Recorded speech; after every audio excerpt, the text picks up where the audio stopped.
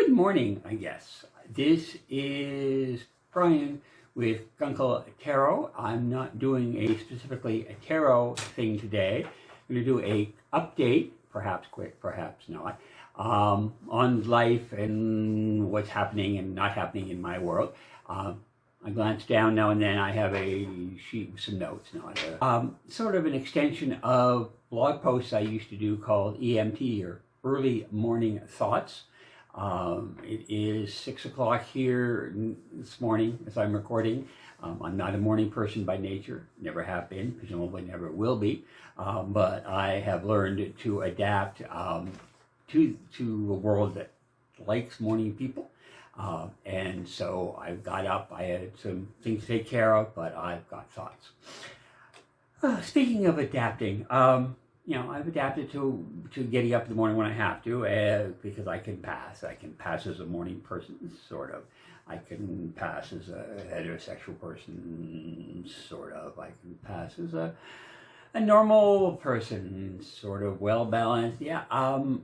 It's amazing how many people don't realize, because I have managed to function, that I am only actually barely functioning, and I've got lots of mental health issues, which I won't go into a lot of detail today, but it's certainly one of the major factors as to why I have not been YouTubing. And also the fact that I'm a photographer hiding behind the camera, so I hate recording myself, I hate editing myself, I hate listening to myself. But be that as it may, I have some thoughts.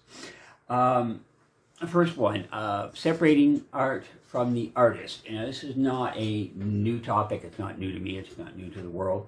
I think for a lot of people, it was like Bill Cosby was a big instigator of that thought process. Can you separate the art from the artist, and should you, etc. And first and foremost, these are my personal thoughts. This is my process. This is how I'm functioning. This is not instructions. This is not recommendations. This is not saying this is the right way to do it. There are as many right ways to do things as there are people. I think there are some things that can be done wrong, but in this particular case, separating the art from the artist. So there are people whose artwork I loved as a kid. Red Skelton is an example. And when I was young, I didn't know that he did blackface for many, many years.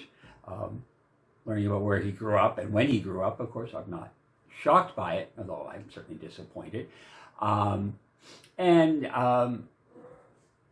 Biographies of him make it clear that he was a creative genius, but creative genius does not always mean nice people. I don't think it's enough of an excuse to say he's creative, therefore we put up with bad temper and screaming and treating people like doo-doo, because that doesn't make it right. And I don't think it's inevitable that one is creative and a bad person. They're often hand in hand, and often people who are artists are poor, but it's not inevitable. It's just the way things often happen. So how we separate the art from the artist is personal. When we separate the art from the artist is personal. As I said, Red Skelton, I can still watch his shows, I can still listen to his routines, but it's tinged. It's tinged with the understanding that he was human. And sometimes that makes the art more interesting or poetic or prophetic or whatever. And then there are other cases where it's gone too far. Bill Cosby is a great example for a lot of people. John Fugelsang has said of him that there was a particular performance he saw that he considers the best comedy stand-up, perhaps the best entertainment he'd ever seen, ever experienced, and he will always appreciate that, but he could never ever listen to the guy again. And so that's his line. I'm mentioning it today is the recent passing of Kirstie Allott, and there's been a lot of discussion on the Book of Face and other places about her. And this is helping me figure out where I draw the line. And so, yes, she was great in Veronica's Closet and some of her early work, and she's definitely a talented actress. However, I will no longer watch anything she's in. I will I cannot just say, oh well, she was a creative genius, so unfortunately her weirdness touches on the political. Of course, art should always touch on the political, or should always be able to touch on the political. It doesn't have to. And life is political, and politics is life, etc. So they're often intertwined.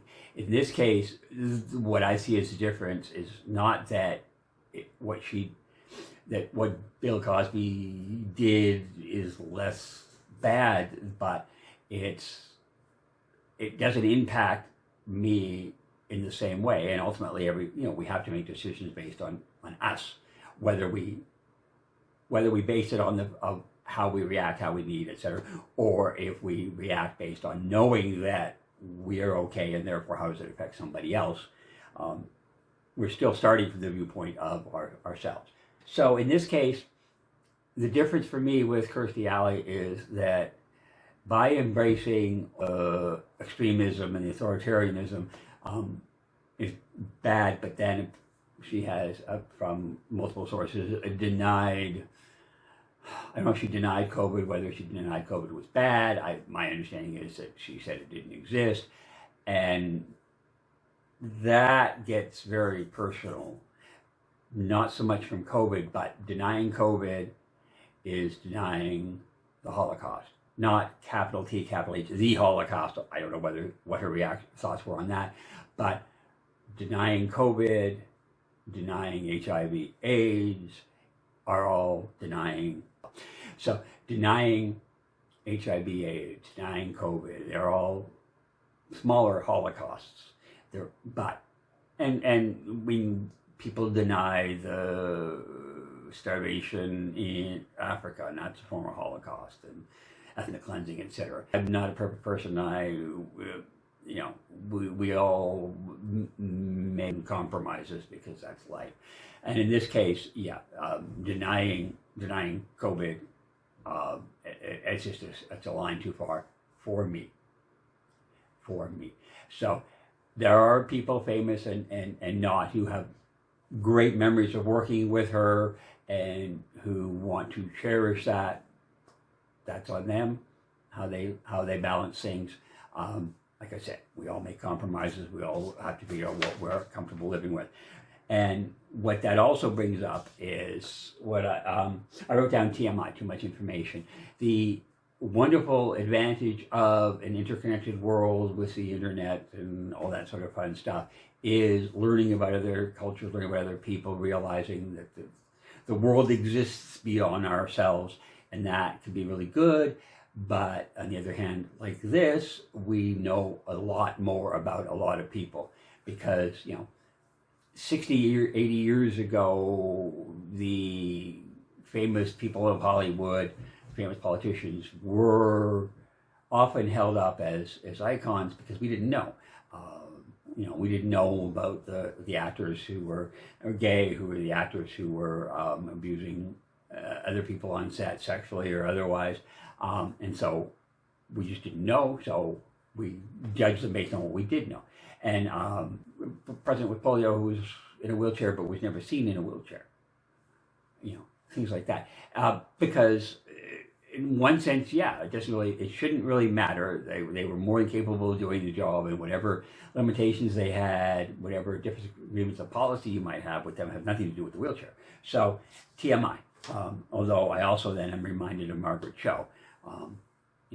When someone says TMI, don't go there, it's like I have to go there because I live there. And if I don't go there, then I don't exist. So there's that.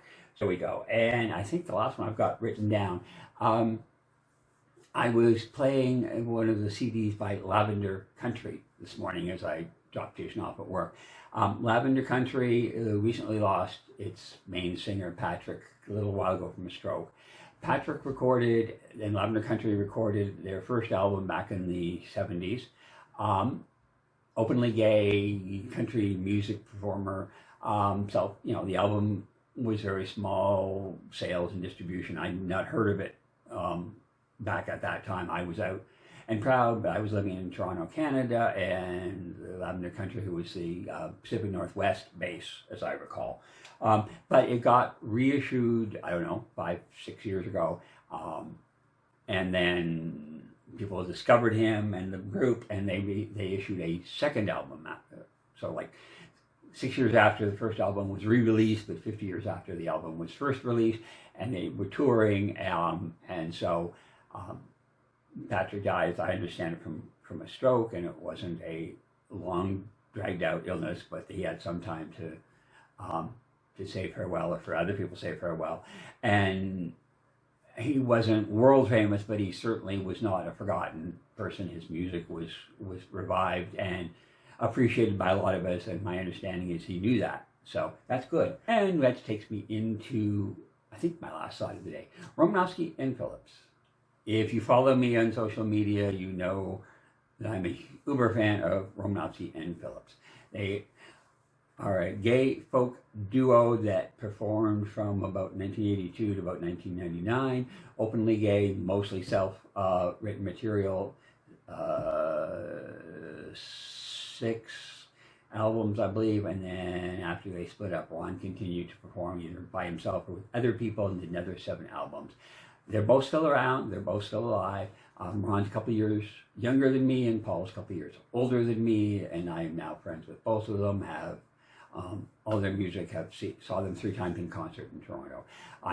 They're not totally forgotten, but just as Lavender Country got a sort of a revival of sorts, I don't want R&P to be forgotten.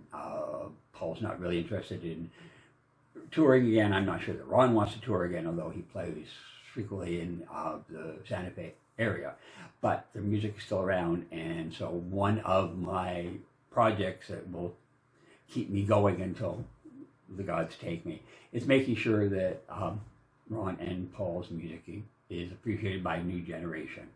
So, oh, and I sort of mentioned mental health, didn't go into a lot of details, so this is a postscript or bonus content, if you like.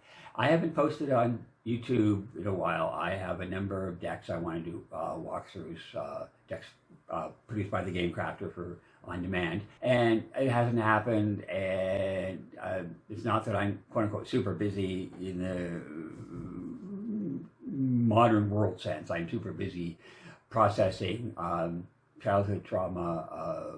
Apparently, I have been clinically depressed pretty much my entire life, generalized anxiety disorder, and sexual compulsion, and dissociative amnesia, PTSD more from the breaking forth in Toronto back in the 80s. Volunteer work, sorry. So I'm 64 and I'm slowing down to the outside world, but I'm really quite busy trying to be the best me I can be, etc. So you won't see a lot from me for a while, and so I've got things to deal with, and so I will be active on social media a little bit, but as far as sitting down and recording a complete walkthrough, and then editing it and listening to myself and watching myself, I don't know when that's going to happen again. Hopefully soon. And until then, you'll see me around, popping in and out. Hope you guys have a fabulous day.